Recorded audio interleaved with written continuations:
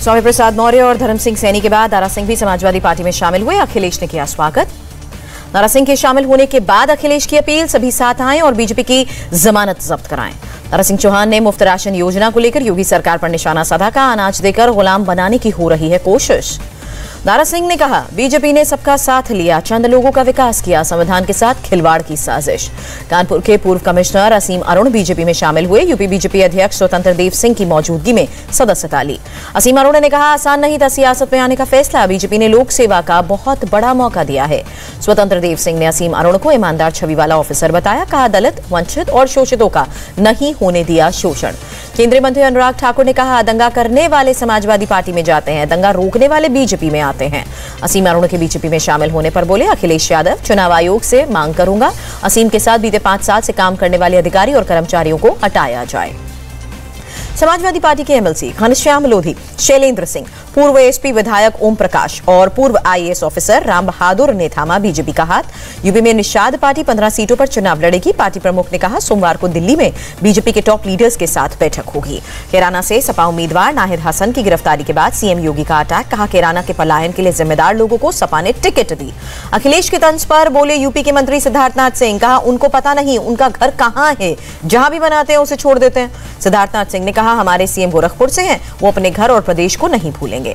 लोनी से बीजेपी विधायक नंदकिशोर गुर्जर से पुलिस ने 3 दिन में मांगी सफाई, नंदकिशोर ने दिया था विवादित बयान। यूपी चुनाव के लिए एआईएमआईएम ने 9 उम्मीदवारों के नाम का ऐलान किया। सरधना से जीशान आलम, किठौर से तस्लीम अहमद को टिकट दी। एआईएमआईएम ने धौलाना से हाजी आरिफ और लोनी से डॉक्टर मेहताब को चुनावी मैदान में उतारा। आम आदमी पार्टी ने यूपी चुनाव के लिए 150 उम्मीदवारों के नाम का ऐलान किया। नोएडा से पंकज अवाना को टिकट दी। आम आदमी पार्टी ने लोनी से सचिन कुमार शर्मा, मेरठ से कपिल कुमार शर्मा और जेवर से पूनम सिंह को उम्मीदवार बनाया। भूपेश बघेल ने सैकड़ों कार्यकर्ताओं के साथ नोएडा के रघुनाथपुर में पंखुड़ी पाठक के लिए डोर टू डोर प्रचार किया। चुनाव आयोग के नियमों का उल्लंघन, कोविड नियमों का उल्लंघन करना पड़ा महंगा। भूपेश बघेल समेत कई कार्यकर्ताओं पर केस दर्ज हुआ। भूपेश बघेल ने अखिलेश पर हमला बोला, कहा भ्रम में है अखिलेश, 4.5 साल तक घर से नहीं निकले। भूपेश बघेल ने कहा सभी पार्टियां राजनीति को धार्मिक रंग दे रही हैं, सिर्फ कांग्रेस ही युवा, महिला, किसान और पिछड़ों को साथ लेकर चल रही है।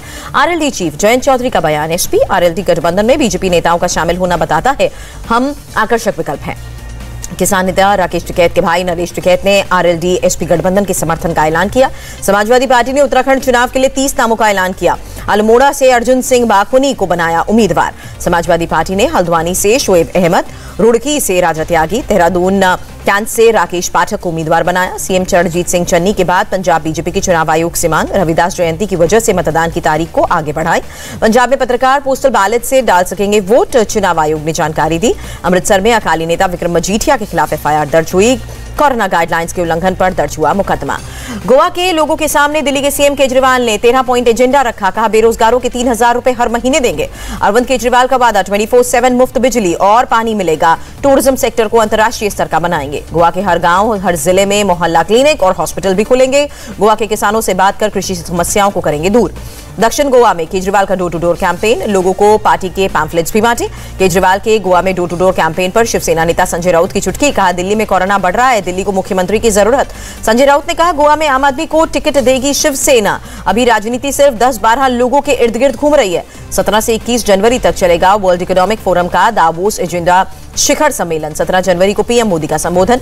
बर्फीली सर्दी में भी लद्दाख में लोगों को मिल रहा है पीने का साफ पानी। टैप वाटर सप्लाई में सोलर पैनल की ली जा रही है मदद। सीएम ममता बनर्जी ने प्रधानमंत्री को खत लिखा। गणतंत्र दिवस परेड में बंगाल के स्वतंत्रता सेनानियों की झांकी शामिल करने का अनुरोध। अरब सागर में भारत रूस की नौसेनाओं की ज्वाइंट एक्सरसाइज, समंदर में कई ज्वाइंट ऑपरेशंस की अंजाम दिया। सीबीआई ने हेल के मार्केटिंग डायरेक्टर को गिरफ्तार किया। घर से 1.25 करोड़ से ज्यादा कैश और ज्वेलरी भी बरामद हुई। पीएसयू के लाभार्थियों से रिश्वत लेने के आरोप।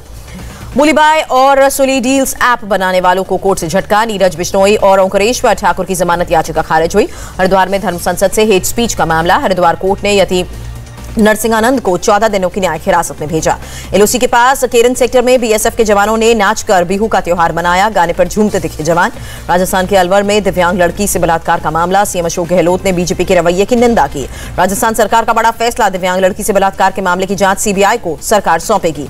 नालंदा में अवैध शराब से अब तक 11 लोगों ने जान गंवाई। कई पीड़ित छिपाकर करा रहे हैं इलाज। लापरवाही के आरोप में सोहसराय थाना प्रभारी को सस्पेंड किया गया। नालंदा के डीएम का बयान, शराब कांड में अब तक 34 लोगों को गिरफ्तार किया गया है। पोस्टमार्टम रिपोर्ट आनी बाकी है। नालंदा में शराब कांड पर चिराग पासवान का बयान, मृत्यु नहीं ये हत्या है। प्रदेश में कानून व्यवस्था पूरी तरह से फेल है।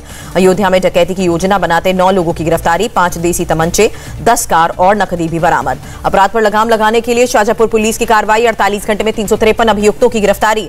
चंदौली में 4 पशु तस्कर गिरफ्तार, 25 गौवंश, अवैध तमंचा और गांजा बरामद। गौवंश तस्करी की सूचना पुलिस को देने पर ध्यान फाउंडेशन के स्वयंसेवक पर हमला। मुंबई के चूना भट्टी इलाके की घटना। मुंबई के नालासोपारा इलाके में प्लास्टिक कंपनी में लगी भयंकर आग, हादसे में 3 लोग झुलसे।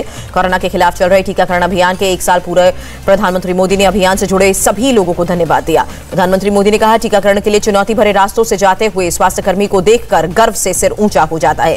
प्रधानमंत्री मोदी ने देशवासियों को भरोसा दिया, कहा आपकी सुविधा के लिए स्वास्थ्य के क्षेत्र में लगातार सुधार हो रहे हैं। भारत में चल रहा है दुनिया का सबसे बड़ा कोरोना टीकाकरण अभियान। अब तक 157 करोड़ से ज्यादा डोजेस लगाकर पहले स्थान पर है भारत।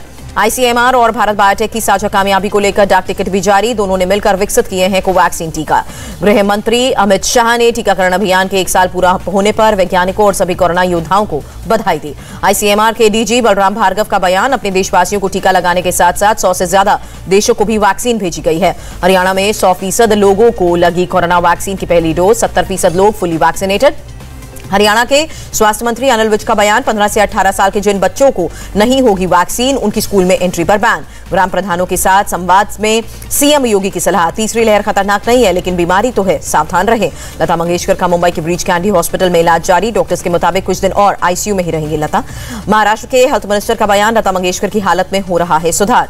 देश में कोरोना ग्राफ बढ़ना जारी, एक दिन में 2,71,000 से ज्यादा पॉजिटिव केसेस, 314 लोगों ने दम तोड़ा। देश में कोरोना का पॉजिटिविटी रेट 16.28% पहुंचा। एक्टिव केसेस की संख्या 225 दिन के सबसे ऊंचे स्तर पर। महाराष्ट्र में 24 घंटे में कोरोना के 41,327 नए केसेस, 29 लोगों की मौत। मुंबई में कोरोना के 7,895 नए केसेस, 24 घंटे में 11 लोगों ने जान गंवाई।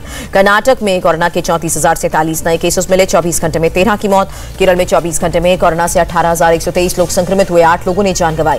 गुजरात में 24 घंटे में कोरोना के 10,150 मामले, सबसे ज्यादा अहमदाबाद में 3,315 केसेस। उड़ीसा में कोरोना के 11,177 नए केसेस, बीते 24 घंटे में 3 की मौत। बिहार में कोरोना के 5,410 नए केसेस, प्रदेश में एक्टिव केसेस की संख्या बढ़कर 35,508। आंध्र प्रदेश में कोरोना के 4,570 नए केसेस, प्रदेश में एक्टिव केसेस की संख्या बढ़कर 26,770। गोवा में 24 घंटे में कोरोना के नए केसेस, 24 घंटे में 7 लोगों ने जान गंवाई। चंडीगढ़ में 24 घंटे में कोरोना के 1358 नए केसेस, चंडीगढ़ में एक्टिव केसेस बढ़कर 9,203। दिल्ली में कोरोना टेस्टिंग में कमी के सवाल पर बोले स्वास्थ्य मंत्री सत्येंद्र जैन, आईसीएमआर की गाइडलाइन से 3 गुना ज्यादा टेस्टिंग हो रही है। सत्येंद्र जैन ने कहा, कोरोना प्रतिबंधों पर विचार करने के लिए अभी हालात को 3 से 4 दिन और मॉनिटर किया जाएगा। यूपी में 23 जनवरी तक बंद रहेंगे सभी स्कूल और कॉलेजेस। कोरोना की वजह से सरकार ने स्कूल बंद रखने की अवधि बढ़ाई। ओमिक्रॉन के खतरे की वजह से उत्तराखंड सरकार का फैसला, 22 जनवरी तक सभी आंगनबाड़ी और स्कूलों को बंद किया गया। तेलंगाना सरकार ने शैक्षणिक संस्थानों के बंद रखने की अवधि बढ़ाई, अब 30 जनवरी तक बंद रहेंगे शैक्षणिक संस्थान। कोरोना के बढ़ते संक्रमण की वजह से तमिलनाडु सरकार का फैसला, स्कूलों को बंद किया गया। 19 जनवरी से होने वाली परीक्षाएं भी स्थगित। विश्व बैंक के शिक्षा निदेशक जेमे साविदरा का बयान, भारत में स्कूलों को बंद रखने का कोई औचित्य ही नहीं है। लर्निंग पॉवर्टी 55 से 70% तक बढ़ने की उम्मीद। जेमे साविदरा ने कहा, स्कूल खोलने के लिए बच्चों के टीकाकरण की प्रतीक्षा करने का कोई मतलब नहीं, बच्चों में कोरोना का खतरा बहुत कम। कश्मीर के हेल्थ सर्विस के डायरेक्टर का बयान, बीते 2 हफ्ते में कोरोना संक्रमण बढ़ रहा है, ओमिक्रॉन के भी मामले मिले हैं। जयपुर में वीकेंड कर्फ्यू का असर दिखा, शहर में इस दौरान दुकानें बंद रही। जोधपुर में कर्फ्यू का पालन नहीं करने वालों पर कार्रवाई, पुलिस ने कई लोगों के चालान भी काटे। चेन्नई में वीकेंड कर्फ्यू की वजह से सड़कों पर सन्नाटा, कोयम्बटूर में भी असर। कर्नाटक में वीकेंड कर्फ्यू, हुबली शहर में गाड़ियों की चेकिंग करते नजर आए पुलिसकर्मी। जम्मू कश्मीर में भी वीकेंड कर्फ्यू का असर, श्रीनगर के बाजार पूरी तरह से रहे बंद। मुंबई में कोरोना के क्लियर रफ्तार के बीच लापरवाही, दादर बाजार में लोग कोविड दिशा निर्देशों का उल्लंघन करते नजर आए। दुबई समेत यूएई से मुंबई जाने वालों को 7 दिन के होम क्वारंटीन से छूट मिली, आरटीपीसीआर टेस्ट जरूरी। न्यूजीलैंड के पास टोंगा में समुद्र के अंदर ज्वालामुखी फटा, अमेरिका के पश्चिमी समुद्री किनारे पर सुनामी का खतरा। इजरायल में बारिश और बर्फबारी की मार, तेल अवीव सहित कई इलाकों में बाढ़ जैसे हालात। गोलन हाइट्स पर भी भारी बर्फबारी। तालिबान के एक मंत्री का बयान, 21 मार्च से शुरू होने वाले अफगान नववर्ष के बाद लड़कियों के लिए खोले जा सकते हैं स्कूल। सात्विक और चिराग की जोड़ी बनी चैंपियन, इंडिया ओपन 2022 के मेंस डबल का खिताब जीतकर रचा इतिहास। मुंबई में इंटरनेशनल फुटबॉल स्टेडियम का उद्घाटन सीएम उद्धव ठाकरे ने वर्चुअली लोकार्पण किया। ऑस्ट्रेलिया ओपन में बिना खेले वतन वापस लौटे नोवाक जोकोविच, डिपोटेशन के खिलाफ जोकोविच की अपील को कोर्ट ने खारिज किया। इंडिया टीवी हर वक्त हर जगह डाउनलोड करने के लिए सर्च करें India TV news Google play store या ऐप स्टोर पर।